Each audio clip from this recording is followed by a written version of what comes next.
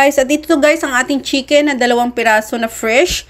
And ayan guys, hindi ko na nakuhaan ng paggisa-gisa guys kasi syempre pag dito yung amo natin, hindi tayo makapag-video na maayos. So ayan na nga guys, siya guys, nagmamantika na ang ating chicken adobo. So pagkatapos niyan ay lalagyan na natin siya guys ng gata. Ayan. Pero guys, hindi ko inubos yung isang latang gata guys kasi malaki yung nabili ko.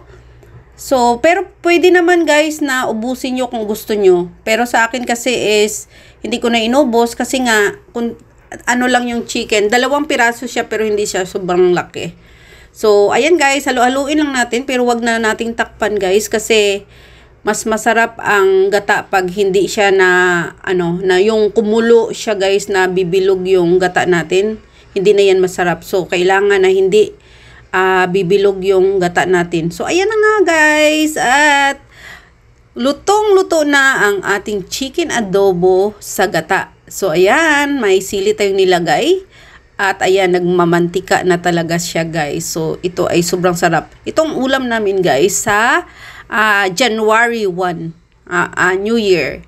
So, with friends again, invite din kami sa katabi namin. So, share lang kami ng food para happy ang lahat. Happy New Year sa inyong lahat, guys. And thank you so much sa always na pag-support kay Lilian Herbert Channel. Love you all!